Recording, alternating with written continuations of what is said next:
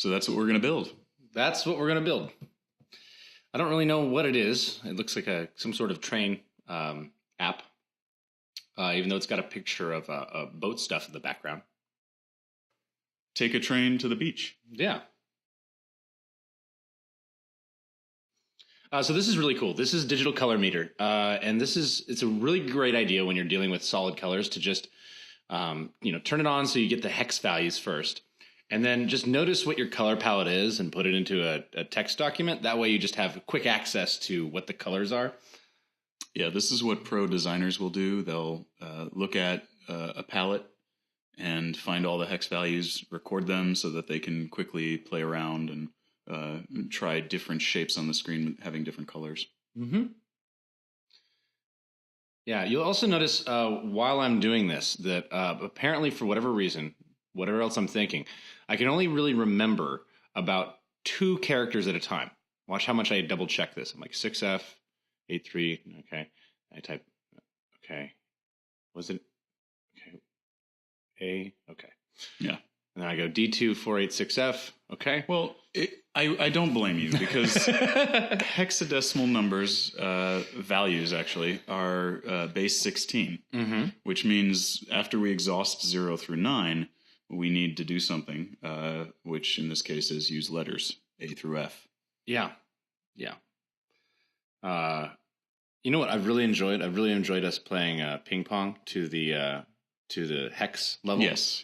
In fact, if you have a ping pong table or access to a ping pong table, I highly suggest you play to F, not to 21 or 11. No.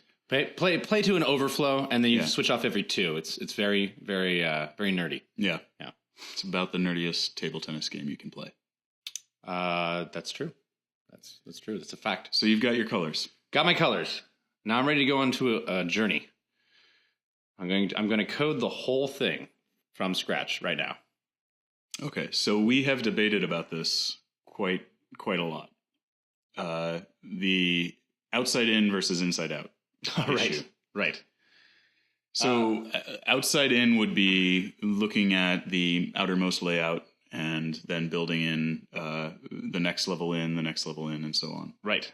Inside out would be, okay, let's look at each little element and put that into the context of what we think we'll be using one level out. Right.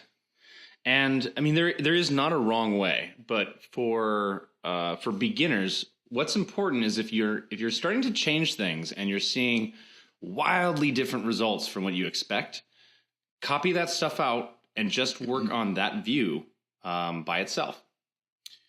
Yeah, it really is an ecosystem out there. Every layout is an ecosystem. The content of the layout really depends on whether or not you understand what context it's actually being inserted into. Yeah, because all those things are being calculated against themselves. And so it's really easy to just change one little thing, not realize how it affects the rest of the ecosystem, and then you're lost. You're confused as to why it's not behaving how you thought. Yeah.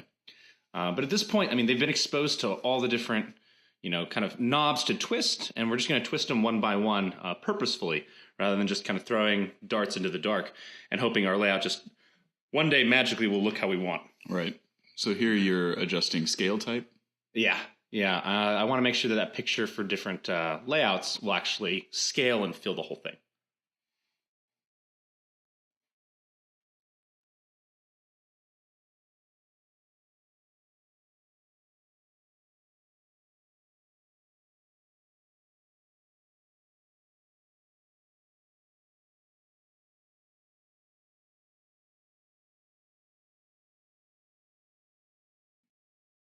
So now you are building, in this case, from the outside in. Yes.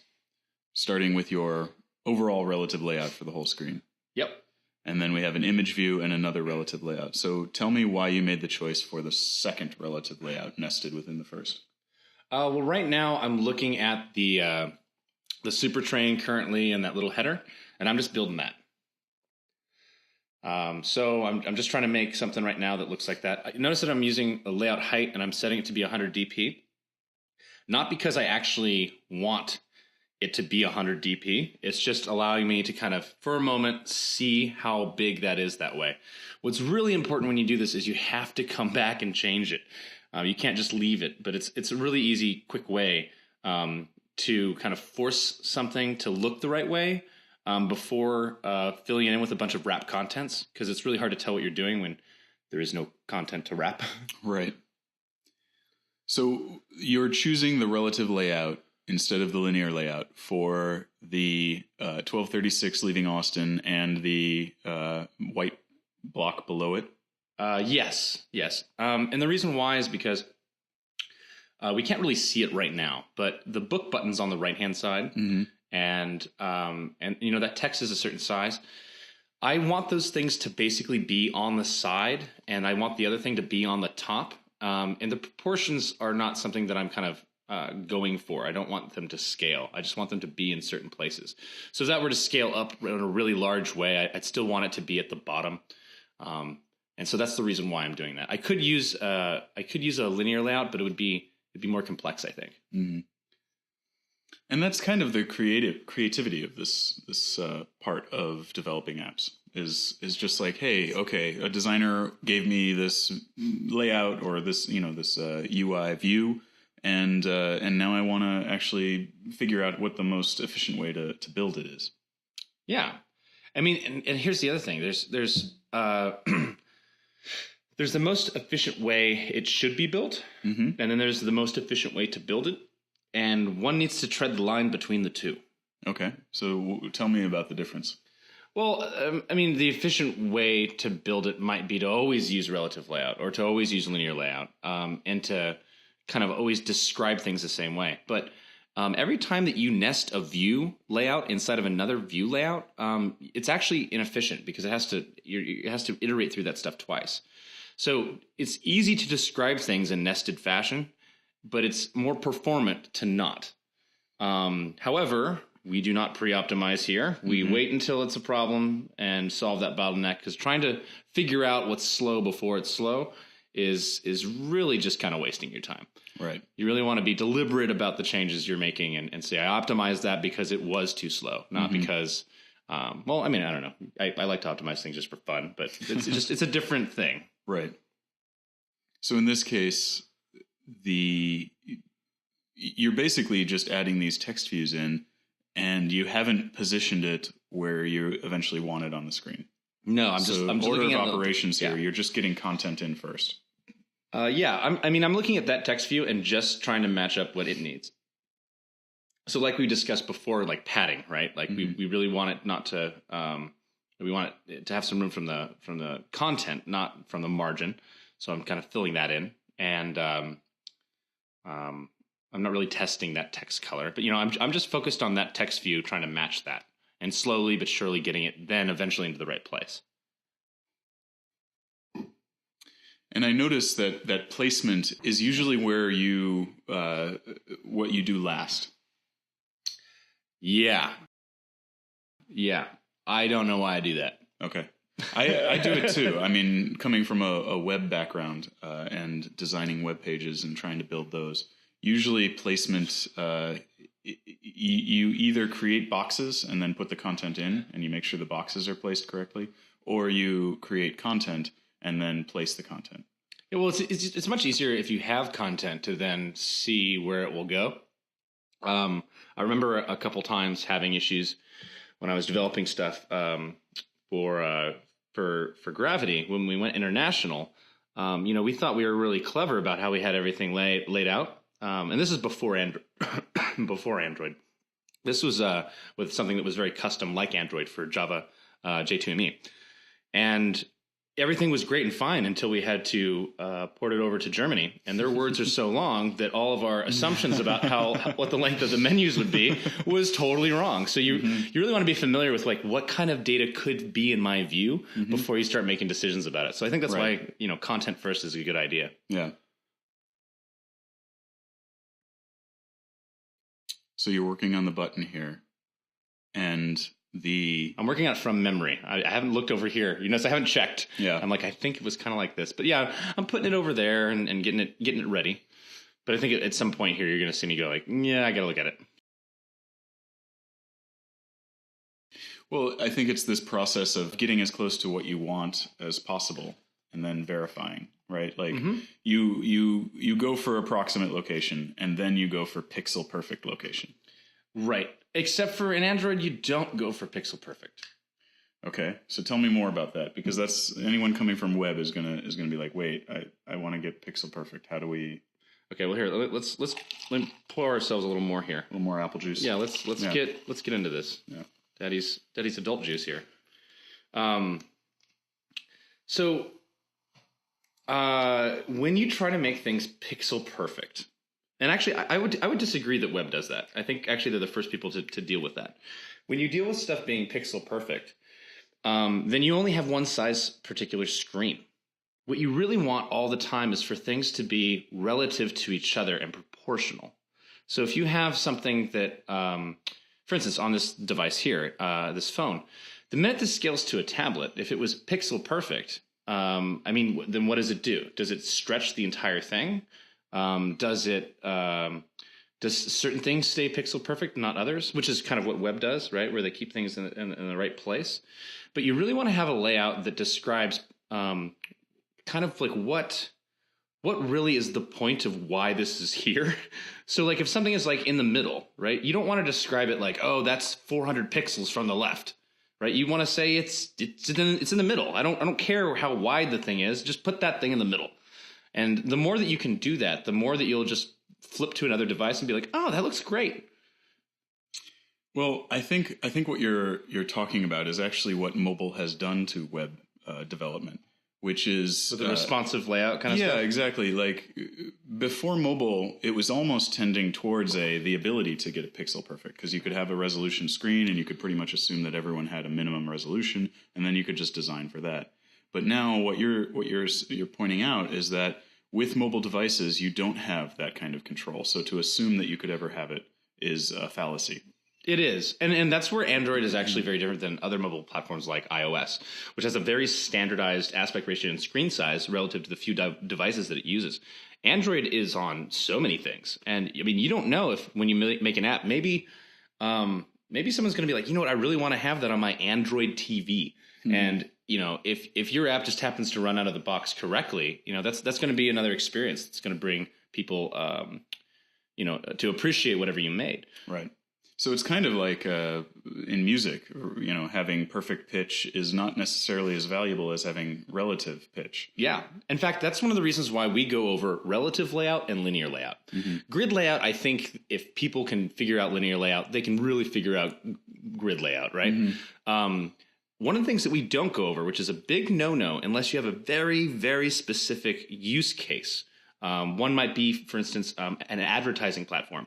You want to stay away from something like absolute layout, mm-hmm. which is like, hey, my pixels are this and this. It's just going to get you into trouble unless you specifically have content that just cannot adjust. In fact, intentionally you force it not to be able to. Right. So here we almost have our top piece. And now also, by the way, with that, what you're going to notice me doing here, and again, we've used all the things that we were talking about. We used margin and padding, and we used the relative layout, so align to the bottom, to the right. When I flip through this, you're going to see, okay, this looks pretty good under these different resolutions. Not that one. Now, I'm remembering that one as well. And you're saying it doesn't look good because? Because the header actually went over book. Got it. In this particular case, if I wanted to, I could probably describe that layout better for a super small screen size. But after a certain point, you really have to say, I'm not supporting devices at that resolution. And if you want to, then you really need to adjust the fonts on the fly. And that's not what we're going over right now. Mm-hmm. We could definitely describe the layout to fit correctly if we wanted to. But for now, we don't really have the full gambit of dealing with device resolutions yet, so they don't have all the tools just yet. Right. So when our students are building their first apps, what range of devices would you suggest that they support? It's super simple. Support the device that you own, because it's going to be the one that you show people what you're doing. Sure. And then from there, it's actually very objective. You basically just go and see what the current version distribution and device distribution is for screen sizes, and support the top three. Once you have that done, then open up to different markets that you think are relevant. I mean, for instance, if you are like, man, I really want to support this high resolution tablet because I really want people to use my app for air conditioning kind of maintenance, and it's really, this is the perfect device for it. I mean, that's fine. That's a specific market. But when you're going for general, like, it's just basically like tackle the mainstream first, unless you have like a particular indie crowd you're going for. Got it.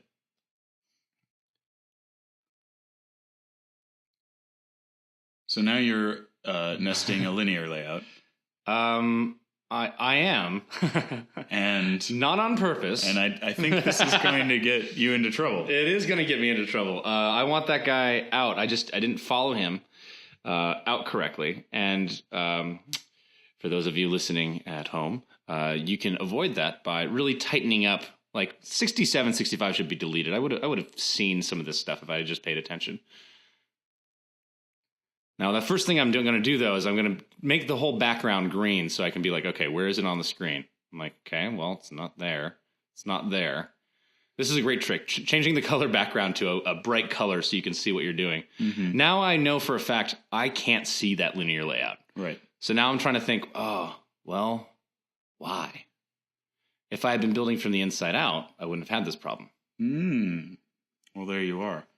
So working both outside in, which you started, but having an appreciation for when to switch to inside out. Right.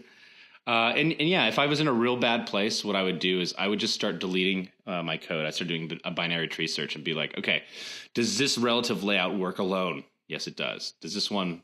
No. So even here, right, it's like layout above. I'm like, why can't you lay out above that? Oh, right, because it's inside of you. That doesn't make any sense. There we go. I figured it out. Yes. Yay. And there we go. Now, my linear layout is still very, very small because it's wrapping 0 content. So again, we do the trick where we give it some space just to see it. And the green, again, helps. It's like, okay, that's definitely there. And again, now I've stuck that little thing on top. So that's why I did that relative layout first. Right. Because this linear layout I want to adjust, but the layout on top of it is really kind of a header for it. So it made more sense to describe that as a relative layout. Space. I actually recently only figured this out. This was clever. Yeah? This was a clever hack. So again, for those that are just coding along, one of the things we didn't really explicitly tell you to do, and I think it's because it's just so fun that we figured you would do it. And we'll be adding on more things as it comes along of what you want to learn about. There's tons of different views in Android, and it's just such a toolbox that has very specific needs. We're just kind of showing you the basic building blocks. And discovering and figuring out, oh, this is kind of new. This is a password box. It implements some properties and hides stuff. Like, oh, okay, I want that. We're not going to introduce all 200 of them, but this is one of my new favorites, space. It's literally just a space, and trying to describe some of this stuff without like actually giving it like an element can sometimes be really hard. And I love this because I can just say, okay, weight sum 32. Now I have 32 different sections, and now I can just describe not only what I want, but rather than using just straight margin and padding, which does help, but sometimes you actually want the margin and padding to be relative to just a chunk of the proportional space, and it makes it much easier when you're trying to replicate a layout. One thing I just want to notice is that on line 80, that closing tag for relative layout doesn't look right to me. No, it's just because it was over. Oh, okay. And there it is, revealed. Yeah. But you were right. It did not look right. Yeah. I mean, I went over that with them, so I didn't want to be made to look a fool. No, that's not going to make you look a fool. Okay. Something else might. Something else will make you look a fool. It won't be that. So you're choosing space, your layout weight for. I really like this idea of just having like. We talked about relatives versus absolutes. I like having the idea of having an absolute within relative dimensions. Absolutely. Yeah, because you really want to describe proportions. Okay, so this is something crazy I learned recently. Yeah. You know that America does this whole like inches thing, Right. right? Inches and feet, and Yeah. nobody does. It's kind of lame, but yeah. Except for one thing. Okay. You know where that's not lame? Where? Proportions. You know how easy it is to do things in thirds? Oh, yes, of course. Yeah. Because 12 is divisible by so many things. And especially 3. You Yeah. try to do 3 for anything metric? Mm-hmm. So everything has like a particular place. Very nice. Yeah. So, but I love that too because, I mean, it's really easy when you want to describe like, oh, I want this to be like, 3/4 of, more like 7/16 of the screen. And it's just easy to describe it with those, those numbers of percentages, Yeah. So here we are. Well, what am I doing now? Okay. So I got my little sections Mm-hmm. and, oh yes. Now I'm going to start dealing with this little, I saw this like little shining through thing on the side. So I was like, oh, I got to do that. So I'm going to kind of bring in the little side so you can see a little bit of the picture. A little margin. See that? There you go. But now my header is way too big. Yup. Gonna have to fix that. Just gonna copy and paste that one. Actually making layouts is actually really like, it's really calming. How so? If you know like enough of like the basic, like the building blocks that we went over, Mm-hmm. it's that short learning kick where you're like, okay, I just need to make this be a certain look and in the lower left by a little bit. Mm-hmm. And then you succeed at that and you never need to go back to that. And then you do the next challenge and That's you true. slowly That's start to true, yeah. see something visually grow, but you only get to see it visually grow if you have this editor that's actually showing you what you're rendering in real time. Like if I had to actually compile every time I type this stuff in, I would probably just go do something like horrible to myself. I would just run into the middle of the street and right. I'd be like, this isn't worth it. That would be the end. That would be the end I'd be of on me. my own. Yeah, you'd be on your own without me. So no, but what you're saying That quick feedback is really resonates with me because there's a it's almost kind of Zen, it's like a meditation. Uh-huh. It's like, okay, I do this and then I discover if it worked, and then I do this and I discover if it worked. right. And slowly but surely you kind of wrangle the whole design together. Right. Yeah, and we're not quite at the level now. Android Studio is so far ahead of everybody in terms of a tool. I mean, it's just bleeding edge. We're not quite at the like drag and drop level though. We can't just say, oh, move that over there, and we should be there. The WYSIWYG, so to speak. And I know they have a designer in this one, but it generates a lot of code. It's kind of like using Dreamweaver back in the day, where when you should have just coded CSS by hand. But doing it by hand like this really is a satisfying thing if you don't get overwhelmed with, wait, I don't know how to do that. And I think the building blocks we went over are the ones you need to know. Yeah, and it's so easy to practice, right? Like they can just practice on they can take a screenshot of any app they have on their phones. Oh, that's and just try to build it. Chris Hazeman was actually the person who gave us that idea originally, where he was just like, hey, how do I get people better at views? He's like, well, how did you get good at views? I was like, I had to just do tons of them through Photoshop documents. He's like, yeah, just have people do tons of them through Photoshop documents. You'll get good at views real fast. Yep. So yeah, see, this is so much easier with space because I can actually visually see each piece and set its weight, just as long as it all adds up to 32. And for those of you who are not here with us in the room, notice the blue squares that kind of pop up as we go through it. Sometimes they look like they line up, and sometimes that's a rendering glitch. Sometimes it's not. But just pay attention to like when you see a particular item selected, where it goes. This is really useful both ways as well. If you want to make an adjustment to something you see on the screen in your design editor, just clicking on it will actually just make you jump to that part of the XML. So you don't need to be searching through your XML for it. And likewise, when you're in your XML, what you're working on is highlighted on the right-hand side. And make sure that you notice that so you can take advantage of that helpful hint. So I'm counting the spaces. Did you get enough space? I think I got enough space. I think the first time that I did this, I didn't get enough space. So You made all the spaces, and now you're inserting image view, text view. Yeah. That seems weird to me. I did it in my head. Okay, got it. You were like, you kind of measured it out, and Well, I figured actually. Well, I'll describe what I did in my head. I took that visual view and I divided it in half. Mm-hmm. And said, okay, that would be a layout sum of half 2. horizontally or vertically? Horizontally. Okay. And I said, if I were to have a layout sum of 2, each were to get 1, that would be half and half. Mm-hmm. And then I said, what if it were halved again? And I said that my layout would be 4, and then I could see each quarter would take up that. And I did that process until I was like, actually, I need more resolution than that. I need 32 sections wide. And then I counted, what I thought they would be really quickly in my head, and then I put them down. But doing that on paper when you're trying to figure out proportions and just doubling it is a real quick way to get good proportions. Cool. Yeah. Because if you need more resolution, you just double it. You don't need to like kind of count it out and be like, oh, let's see, my layout sum is 17.4. So gravity. To me, that's one of the coolest parts about the tools that we have. It is really cool. It was really confusing for me at first. Like when I first came across it, I was like, I don't know how to program. This doesn't make sense to me. You had one of those moments. Yeah, I don't understand how any of this works. I clearly am a failure at engineering. I give up. I'm going to go practice farming now. But no, it is actually really cool.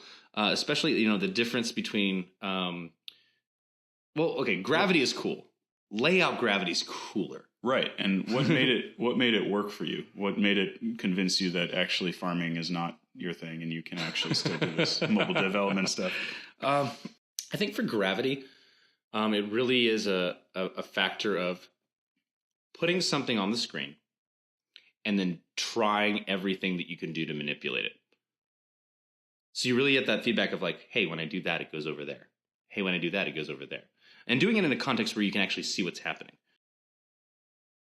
But layout gravity, it's really easy to actually build apps that are too simple or too complex to come across a scenario to really try out and see how it works.